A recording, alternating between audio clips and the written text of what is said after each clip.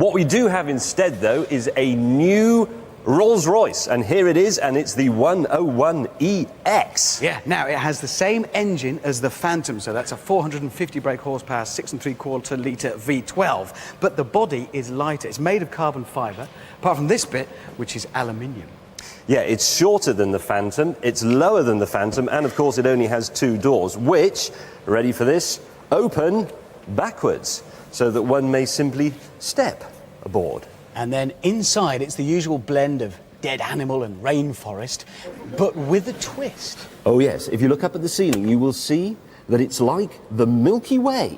And in fact, riding in the back of this car is a bit like lying in a field in Cornwall in the middle of a very clear night. It really is a fabulous thing. It's amazing. And if I was having one, I think, Hammond, I would have the Great Bear.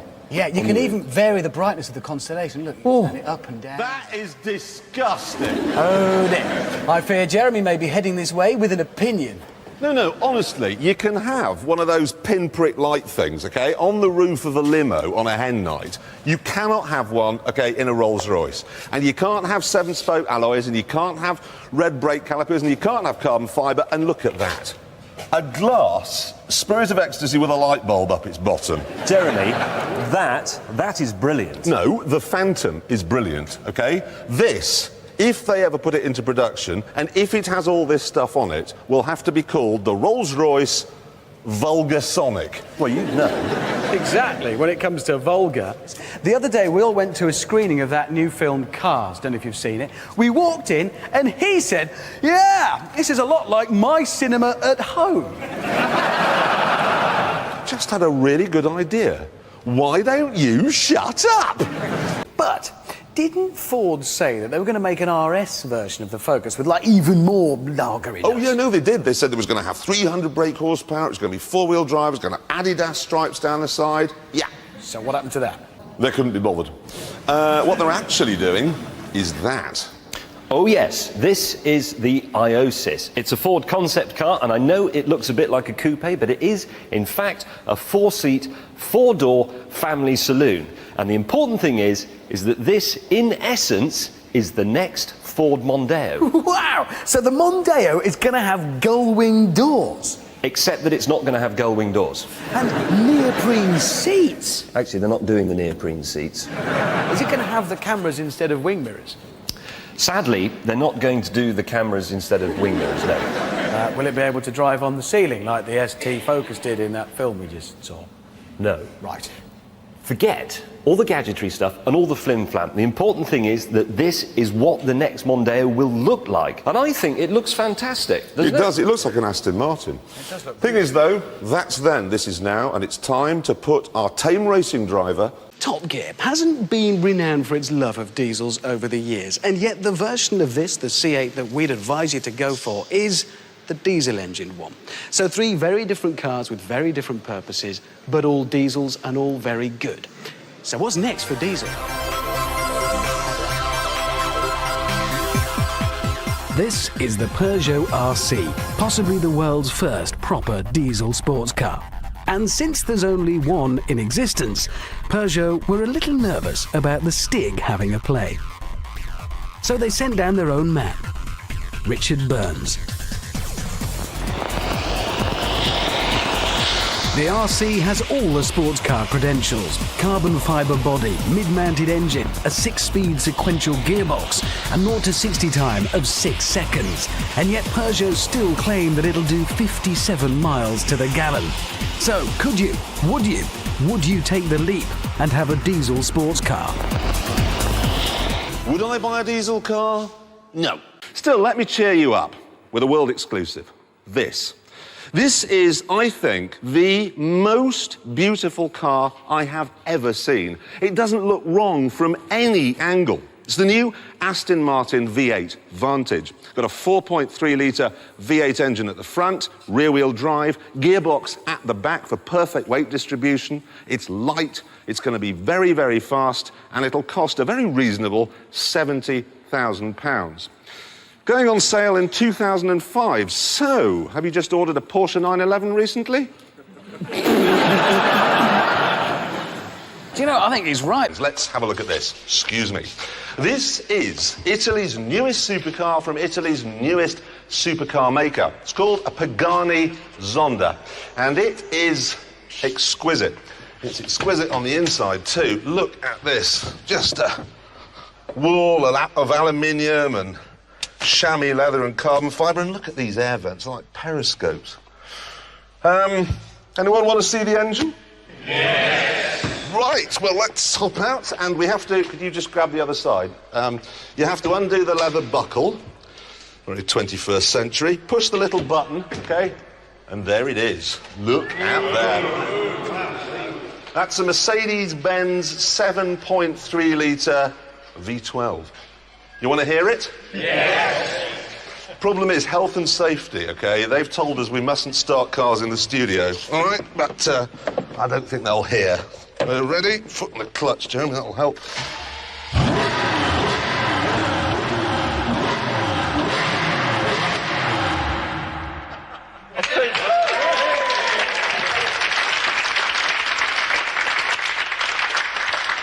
I think we got away with it. I don't think they heard us.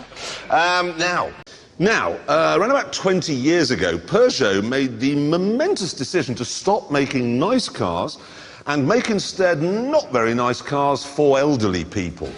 Yes, but now they've had another change of heart and they've come up with this. It's called the EX1. It's a twin-engined, four-wheel drive electric roadster, and it's... Well, the main purpose of it, really, Hammond, is to break records. Not unlike myself, actually. Really? Yeah. Anyway, look at this. You open the door, but when you do, you also get... A broken wrist? No, you also get... Look, you get the seat. Oh, wow! The seat is part of the climb in. Half the car comes with it, so I'm actually getting into the door's pocket now, Yeah, with all, like, the crisp packets and the change. Feet up. Get your feet right up. Well, I put my feet in there. Yeah, and then... Oh, yes! Look at this! Hey, that steering wheel is very Batman. It does all that, and that's where the instruments are up on those two screens. That's fantastic, look! But I have to say, for a Peugeot especially, it looks absolutely fantastic. It's very funky, very... Look at his face. It's very funky and very modern, and you can expect to see this in your local Peugeot dealership. Never. This car is absolutely of its time. Now, this is what I call shock and awe. It's hammer time. I have not been interested in any Cadillac, really, not since '57, and I wasn't born then, so I wasn't particularly interested even then. But this is just amazing, isn't it? I think it's fabulous. It's stolen the show a bit, hasn't it? It has. I mean, it has. It's walked all over the Bentley, which is, you know, which we thought would be the king of the hill today. Yeah. Can they make it? Well, I didn't say this in the film, but this is really just a prototype. It's a sort of experimental car, but they could make it because there's nothing... There's no pie-in-the-sky stuff. It's got a proper engine, it's a proper space frame, it's got a normal interior. They could make it. Can I see that engine? Yeah. I know I saw it when you filmed. I just want to see it in real life. Now, this would be powered on the real version, obviously. Well, it wouldn't be. I know Americans might lose weight if they actually had to do something for themselves. Whoa, hey. Look at... Where's the propeller? Yeah. I mean, it either needs one on the front or on the back. And that's how many? 13 and a half? It's actually 13.6 litres, 1,000 horsepower. So, what will it take for them to actually put this into production? Well, I reckon those people I mentioned in the film, like, you know... Elton and Posh and Bex and you yeah. and Stuart Hall. Stuart Hall? Stuart Hall. You ring up Cadillac, whatever their number is, and say, make that car. So, Stuart, if you're watching tonight, do that. You'll be the talk of Cheshire. Well, the interesting thing is they're going to do a two-door version of the Phaeton. Kind of. Basically, it's all the technical stuff out of that car in a different body, but with a much better badge. It's this, the Bentley Continental GT, and it is probably the most eagerly anticipated car for decades. Designed by a Belgian bloke. Apparently so, yes. Whose only previous credit was the Skoda Fabia. Yeah, well, it's a bit of a career jump. It's like an architect doing a garage and then doing the Natural History Museum next week. But I know, but he can be proud. His mum can be proud. She can be chuffed. I mean, look at this interior. Scoop round and get in here. Honestly, it puts me in mind of the old Aston Martin Vantage. You've got bits of feet-on stuff all over everywhere, but there's a sense of absolute luxury and absolute power. Now, Bentley have said we can't drive it yet because it's not ready, but they're going to have it ready by the end of the year because that's when it's launched. It'll cost 120,000 quid. Tell them how fast it goes. Well, absolutely, because 0 to 60 time. This is a big car, remember, a big Bentley, about the size of this building. 0 to 60, 4.8. 4.8 seconds. Tell them the top speed. In that. Top speed. Top speed. Any ideas? I'll tell you. Guess. 200.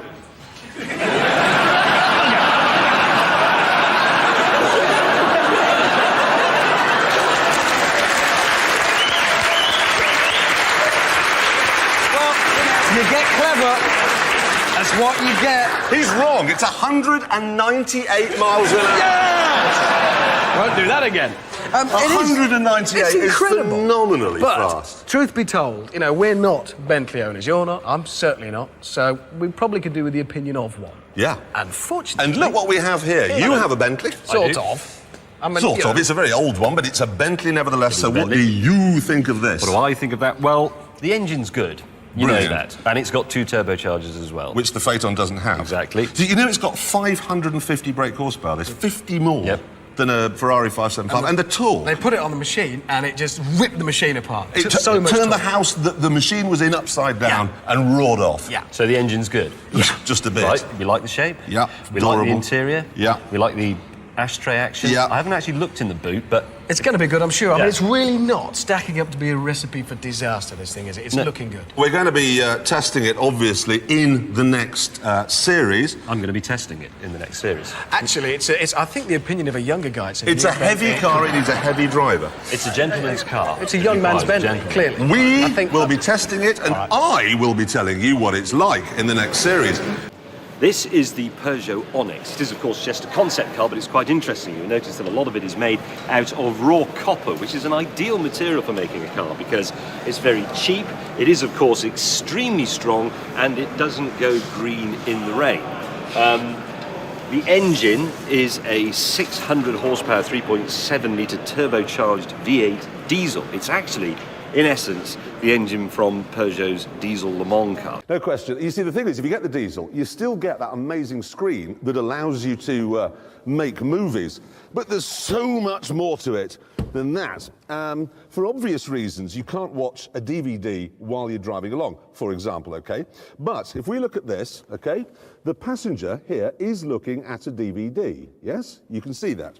But if we look at the screen from where I'm sitting, it's satellite navigation. Same screen, look at this. I see sat-nav. Where the passenger is sitting, they can see a DVD.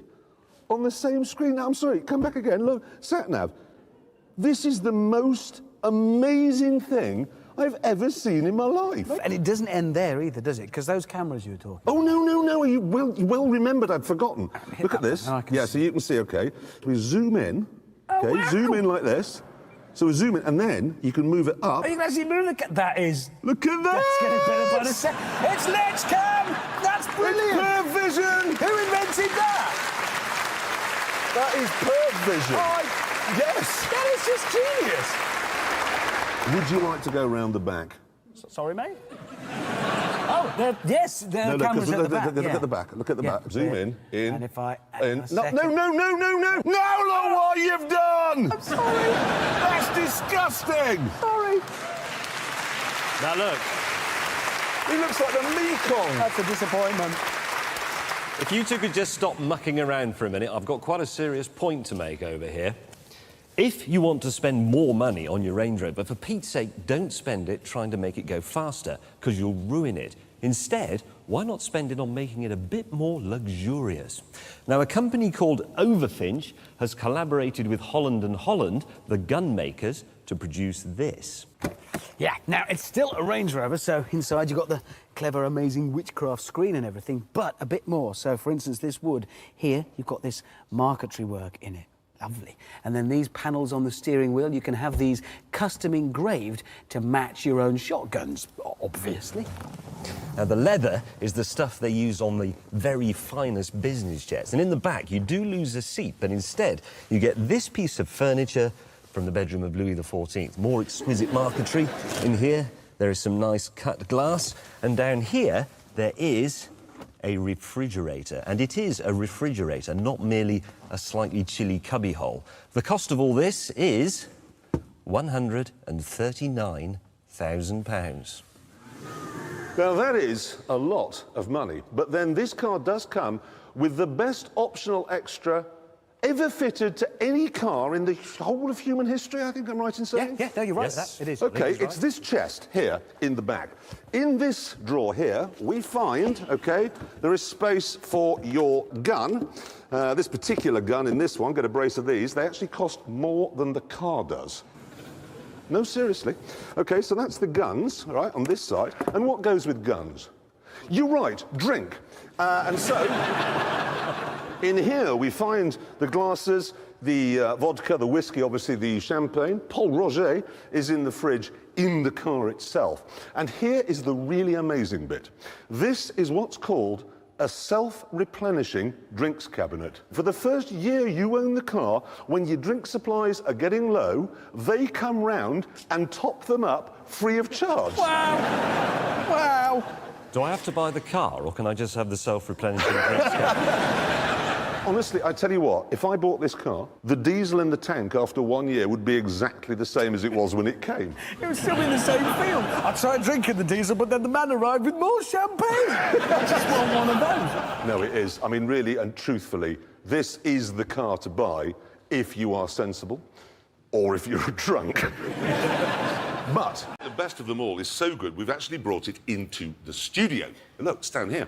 It's unbelievable, this. It's a replica of a Mercedes C9. Now, that, Hammond, was the car that won the 24-hour Le Mans race in 1989. And it's so amazing, I've actually brought out the man who built it. Ladies and gentlemen, give him a warm hand. R.Hammond! Thank you so much for coming.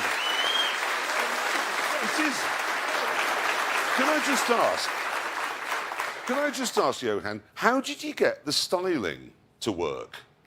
Well, Jeremy, there was no drawings on the internet, so I got a book on the dimensions, but the closest I could get was a 132 scale model. But hang on, so you measured your toy car, yes, multiplied it by 32, yes, and built a full-size one? Yep.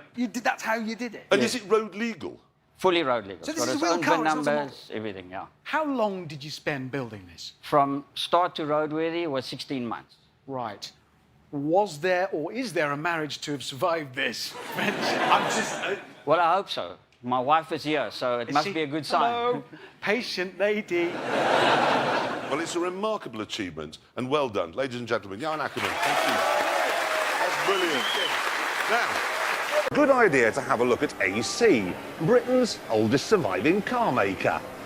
Obviously, they're best known for the Cobra, which is here with a new supercharged engine. But the big news is this Ace. It's available for the first time with a hardtop, new interior, more horsepower, and a carbon fibre bonnet. The price has gone up to a whopping £75,000, but it's a nice car. Smooth. Stylish. If you have no friends, how about this single-seat V8 supercharged Rinspeed Mono Ego, which was designed by French couturier Jean-Charles de Castelbajac. Now, that's all very well, but think about it the other way around. If Gordon Murray, who did the McLaren, suddenly took it upon himself to design an item of clothing, he might come up with a shell suit. It's a concept which Rover have brought along to show how they're thinking. It's fantastic. It's got a little 3-cylinder engine which is mounted under the rear seat. Now, by putting it there, you get better crash protection at the front, and you end up with a mid-engined, rear-wheel drive, wheel at each corner sports car. Of course, if you want practicality, there's a 5-door version which has more space on the inside than a 7 Series BMW. You know, all the technology needed to build these cars is available right now. So Rover, what are you waiting for?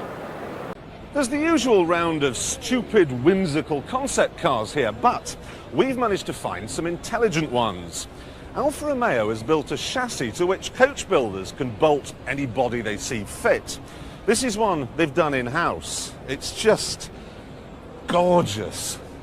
But the biggest story in GT racing starts here with this American-made Panos Roadster. Now, Panos decided they wanted to enter Le Mans and quickly discovered that this car would be about as competitive as a Nissan Sunny. They therefore came over to England and asked a company called Reynard if they could build them a vehicle with a bit more stuff. This is what they came up with, and this is the car they'll actually be racing at Le Mans this year. Now, the most amazing thing is not its extraordinary style or its 6-litre V8 engine or even the fact it doesn't have a back window. No, the most amazing thing is the team boss, Michael Barrymore. Can I have a proper car now, please? Ah, that'll do. The Dodge Charger, a proper muscle car and a descendant of the original, launched in 1968.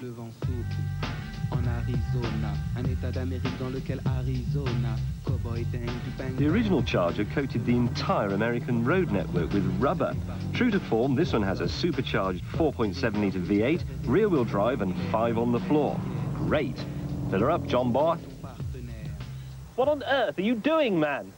Sir, I'm filling her up with CNG, sir. Now, this is confusing. The Americans call petrol gas, but this car really does run on gas, CNG, or compressed natural gas. The result is, this car is so clean it qualifies as an ultra-low emissions vehicle. You could even drive it in pollution-paranoid California, where it's against federal law to break wind in public. Not that Americans do that, of course. Natural gas is a fuel that, you will remember, is very abundant in Britain. Is that near Egypt? The interior appears to have been designed by Chuck Yeager. He wasn't happy with the normal gear knob, so he used the joystick from one of his fighter aircraft instead. So why am I driving like a big Jessie? Because I'm not allowed to thrash these one-off experimental jobs. So there you go, 55 miles an hour. Yee-haw. But so far, these have just been retakes on good old American iron. I've come a long way. Show me something different. Hello, what's this? Bored with your luxury sports saloon, but don't fancy a big fat four-wheel drive? You want a Chrysler Citadel. It has a hybrid power plant and a hybrid shape, half sports coupe, half four-wheel drive. So they're calling it a hybrid, probably named by a bloke from Baden-Baden. The Americans, as we know, are the laziest people on the planet. It's not just that they won't walk anywhere anymore. They're also beginning to find opening the car door a bit too much trouble. So we get a remote control. But there is a good civic-minded reason for all this. This is the first sports hybrid, whatever it is, that can be driven by someone in a wheelchair. The rear door's also remote control, so you can forklift your GM foods directly into the boot. The trunk. Under the bonnet is a V6 petrol engine of 253 horsepower, driving the rear wheels. Nothing unusual about that. But there's also a 70 horsepower electric motor connected to the front wheels. Now, in normal driving like this, we're just using the V6. It's like a perfectly normal car. But if you're braking, going down a long hill, for example, the system becomes regenerative. What this means is that the kinetic energy of... Are you listening to this? Yes, you, sir, reclining on your sofa. This might be the future. Now, sit up and pay attention. The kinetic energy of the car, that is the energy it has because it's moving, is converted into electrical energy and stored in the batteries. Then, when you get to a nice straight bit and you put your foot down, the electric motor cuts in as well, giving you a bit of extra shove. And to be honest, I can't actually feel it happening. So, the chances of any of these cars making it into production? Nil. So is it a waste of time? No. The point is to show that green thinking on engine technology needn't mean dull cars. Hurrah! Meanwhile, news reaches me of some Americans working on a family car that can fly.